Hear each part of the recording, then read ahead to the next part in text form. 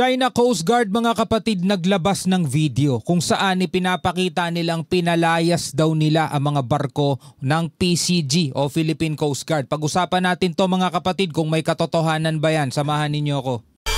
I'm just a young nigga chillin' on it. First time I seen ice was a Alright, welcome ulit sa ating bagong video, reaction, review, commentary, opinion, criticism at kung ano-ano pa. So meron tayong bagong pag-uusapan ngayon mula rito kay John Reps. Sabi rito, barko ng PCG pinalayas daw ng China. No, taliwas yan mga tol sa pahayag mismo ng PCG. Mga barko ng Japan at Pilipinas mga kapatid nagsanib puwersa. So ito ang ating pag-uusapan ngayon, samahan ninyo ko. Pero bago yan, syempre, huwag niyong kalimutan mag-subscribe kay John Reps. Yan po ang ating source ngayon ng ating panonoorin. Yan. At dito tayo magbibigay ng reaction and commentary. Kaya pwede rin kayo magbigay ng comment nyo sa comment section sa ibaba. Pero bago natin to simulan, huwag nyong kalimutan mag-subscribe kay John Reps. Nilagay ko po ang link ng videong ito sa ibaba. At syempre kung bago ka pa lamang dito at trip mo yung mga ganitong klaseng reaction video and commentary, huwag mo rin kalimutan mag-subscribe. Click mo na rin ang notification bell para ma-notify ka whenever na may mga bago tayong reaction video tulad nito. Alright, at kung ikaw naman ay nanonood sa ating Facebook page, huwag mong kalimutan mag-follow and like. Nasa 161,000 na tayo. Wow, maraming salamat sa inyong lahat mga kapatid. So wag na natin patagalin pa, panoorin na natin to. Naglabas ng video ang China Coast Guard na nagpapakita na sila umano ay nagsagawa ng mga pagpapatrolya sa mga katubigang teritorial sa Scarborough Shoal at pinalayas umano ang mga barko ng Philippine Coast Guard sa lugar. Pero ayon naman sa Philippine Coast Guard, ang video ay gawa-gawa lamang umano ng China at puro kasinungalingan ng mga sinabi nito dahil matagumpay umanong naharang ng Philippine Coast Guard ang mga barko ng China Coast Guard. Kami ng buong detalye mamaya. So meron dalawang nagsasalita, dalawang Coast Guard, Philippine Coast Guard at saka China Coast Guard. Pareho silang merong sinasabi. Ang sabi ng China Coast Guard, nagsagawa daw sila ng pagpapatrolya at pinalayas daw nila yung mga barko ng ating Philippine Coast Guard. So sabi naman ng Philippine Coast Guard o PCG, gawa-gawa lang yan. Hindi totoo yan. No? Kami nga ang humarang sa kanila. O ngayon mga kapatid, bilang mga Pilipino, syempre Pilipino tinatanong ko kanino kayo maniniwala? Doon sa pahayag ng China o pahayag mismo ng ating PCG? Comment kayo sa ibaba. Habang muli na namang isinagawa ng Sandatahang Lakas ng Pilipinas at ng Japan Maritime Self-Defense Force ang magkasanib na paglalayag sa West Philippine Sea upang pagyamanin umano ang kooperasyon sa depensa na nagpapatuloy sa matatag na paglago ng kaoperasyong depensa sa pagitan ng dalawang bansa. Kaya't para malaman ang buong detalye ay tumutok at makinig na mabuti. Di ba kinukonsidera nga nila mga tol? No, kinukonsidera ng Japan na magpadala ng missile o mag-export ng missile dito sa ating bansa, no? Ano ka sa tingin nyo? Sana matuloy o hindi, no? Comment kayo sa ibaba. This is China Coast Guard. This is Philippine Coast Guard. Sa update sa patuloy na tensyon sa pagitan ng Pilipinas at China, abay naglabas ng video ang China Coast Guard na nagpapakita na sila umano ay nagsagawa ng mga pagpapatrolya sa mga katubigang teritorial ng Scarborough Shoal o sa tinatawag ng China na Huangyan daw. Sinabi ng China Coast Guard na patuloy nilang pinalalakas sa mga pagpapatrolya sa mga katubigang ito na naaayon umano sa batas. At hindi naaayon sa batas yan. Gusto ko lang linawin mga tola, doon sa mga nakapapanood. Kasi yun ang naratibo nila yun yung propaganda nila Yung ginagawa daw nilang pagpapatrolya, yun daw ay naaayon sa batas. Gusto ko lang ulit linawin hindi yan naaayon sa batas. In fact, illegal nga mga kapatid yung kanilang ginagawa. Lalong-lalo na kung ang pagbabasehan natin international law.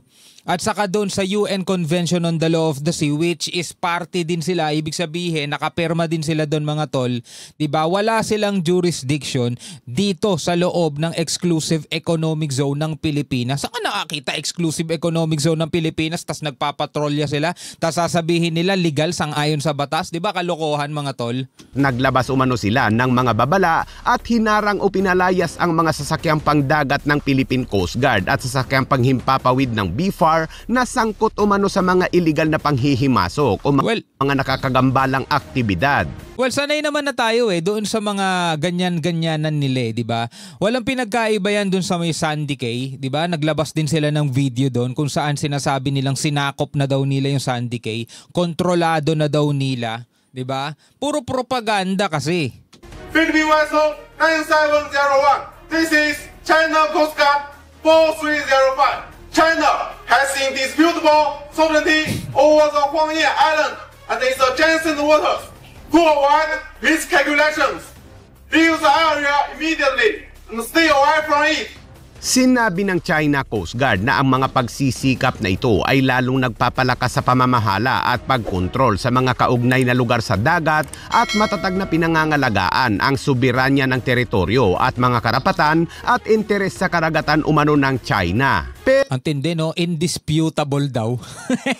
Indisputable. Again, mga kapatid, gusto ko lang ulit linawin. Hindi nakikipag-away ang Pilipinas dito sa China o sa kabuuan ng China. Hindi nakikipag-away ang Pilipinas dyan. Dahil bakit naman tayo makikipag-away sa kanila? Napakalaki nila, di ba? Hindi tayo mananalo doon kung makikipag-away lang tayo ng walang dahilan. Pero, mga kapatid, etong ipinaglalaban kasi natin, eto'y pwedeng tularan ng ibang bansa na hindi porket maliit kayo, wala ka nang magagawa, di ba? Kasi ganun ang nangyayari mga tol, porket maliit ang Pilipinas, kinakaya-kaya lang nila, hindi. Di ba? Meron tayong pinagbabatayan. Unang-una, UN Convention on the Law of the Sea. Pero bago pa yun mga kapatid, kasi meron tayong Treaty of Washington. Ang lagi nila sinasabi, Treaty of Paris, pero meron pa tayong pinakabago pa doon, yung Treaty of Washington, mga tol. Di ba? Nasasakop na talaga yan. Tapos nagkaroon pa ng 1982 UNCLOS, which is pumirma din sila doon, mga tol. Nakapirma sila doon. Diba na hindi nila pwedeng panghimasukan ng EEZ ng ibang bansa. O halimbawa na lang Pilipinas. Pwede ba tayong magpatrol sa EEZ for example ng Vietnam? Sa EEZ for example ng Malaysia? Diba EEZ na nila yon, hindi na tayo pwede doon. Diba? Though wala kang makikita mismo sa dagat, aktual na guhit na nagsasabing hanggang dito ka lang. Diba? Pero kalkulado naman itong mga barkong to kung gaano na sila kalayo mula doon sa baybayin. Hindi sila pwedeng umabot ng 800 nautical miles na. Diba? Tapos sasabihin na nila, nasasako pa rin ba ito ng 200 nautical miles natin? Kasi wala namang guhit dyan mismo sa dagat eh. Walang guhit dyan. Pero syempre, merong mga device, etong mga barkong to na nagsasabi kung gaano na sila kalayo mula dun sa baybayin. Diba may mga kompas yan mga tol, merong mga device yan na nagsasabi kung gaano na sila kalayo mula sa baybayin natin. Hanggang dun lang tayo within the 200 nautical miles exclusive economic zone. Kaya ewan ko ba kung meron bang ganito ang mga barko ng China. Kasi biruin mo sobrang layo na nila mga tol mula doon sa kanilang kalupaan. Sobrang layo na nila. Pero sinasabi nilang kanila pa rin yun. My goodness, diba?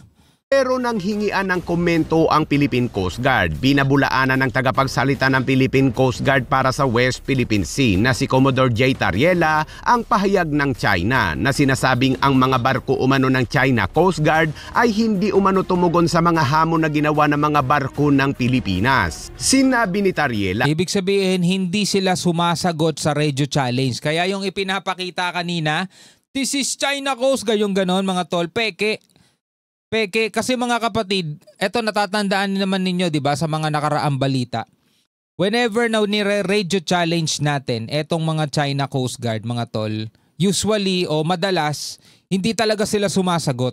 Maliban na lang kung sila yung unang magre-radio challenge sa atin, yun sasagot ang Pilipinas. 'Di ba? Paulit-ulit lang din naman nasagot natin sa kanila. Pero kapag tayo ang nangre-radio challenge sa kanila, hindi sila sumasagot.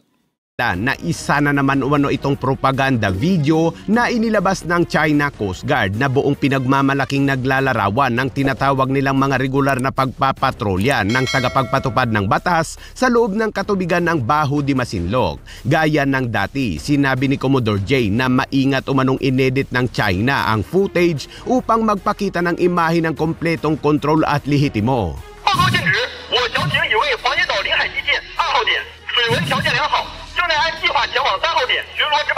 Tingnan nyo, puro mga barko lang nila ipinapakita nila. Hindi nila maipakita yung mismong barko ng PCG.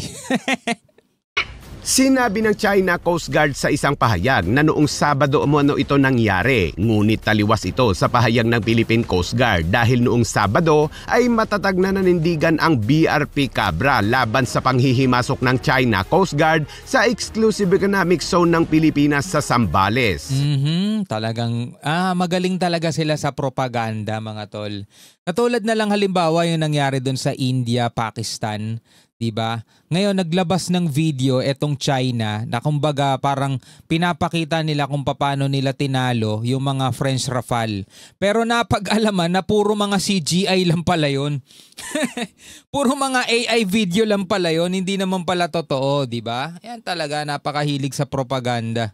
Sa pahayag ng Philippine Coast Guard, patuloy na aktibong hinamon umano at hinarang ng barkong BRP Cabra ng Philippine Coast Guard ang paglapit ng barkong CCG-21562 ng China Coast Guard habang sabay na minomonitor ang CCG-3305 at CCG-4305 sa pamamagitan ng radar ng Philippine Coast Guard sa katubigan ng Zambales. Sa kabila ng mas maliit na BRP Cabra, abay matagumpay umanong napanatili nito sa layong 100 nautical miles ang mga barkong Chino sa panlabas na hangganan ng Exclusive Economic Zone ng Pilipinas.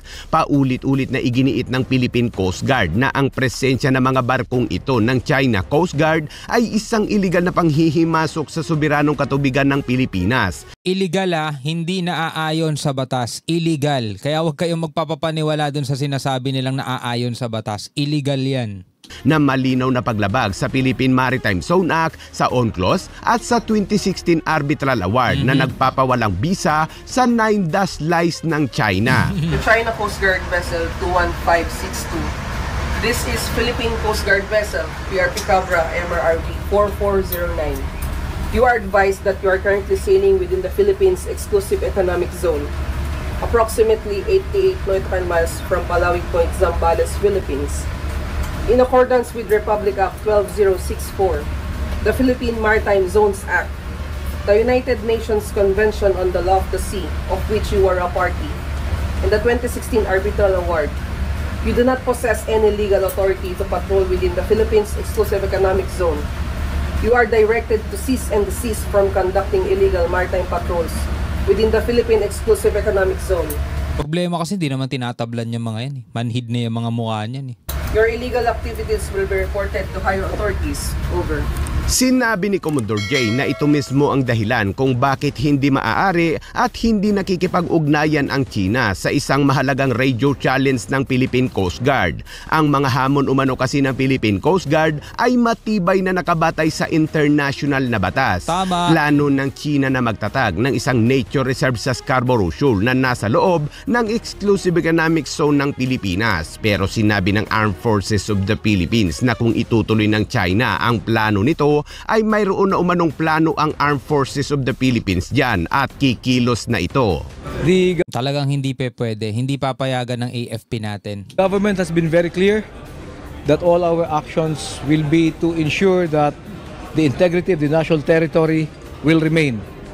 In the event that there would be actions from the other side that are deemed escalatory, we have the appropriate contingency plans in place to ensure that not 1 square inch of our territory will be lost.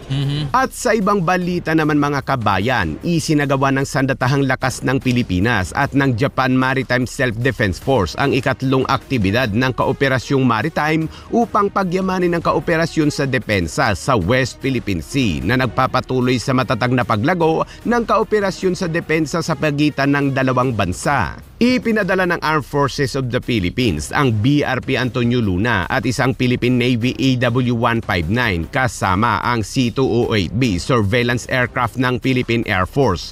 Lumahok naman mula sa Japan Maritime Self-Defense Force ang kanilang GS Harusami at isang H-660K helicopter. Tandaan nyo itong Japan at China nagkakainitan din ngayon, mga tol.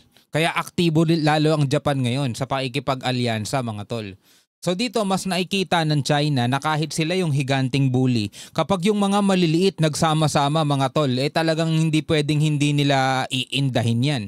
Nagsagawa ang parehong puwersa ng mga serye ng mga aktibidad sa interoperability kabilang ang division tactics at maneuver kung saan ang mga kalahok na barko ay nagsanay ng mga kaordinadong paggalaw at pagpapanatili. Isinagawa rin ng isang cross-deck landing exercise upang maging pamilyar ang mga tripulante ng helicopter at mga tauhan ng barko sa pamamaraan ng bawat isa sa deck at mapahusay ang koordinasyon sa mga operasyon at aviation.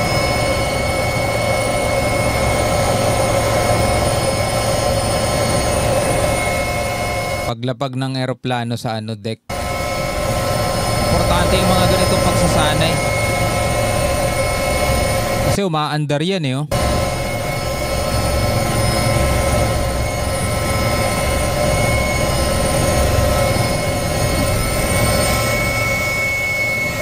Isinagawa ang aktibidad isang araw pagkatapos ng matagumpay na Philippine-France Maritime Cooperative Activity noong Biyernes sa katimugang bahagi ng silangan ng Mindanao na sumasalamin sa patuloy na pagsisikap ng Armed Forces of the Philippines na palawakin ang kooperasyon at mapanatili ang regular na pakikipag-ugnayan sa iba pang mga puwersang pandepensa.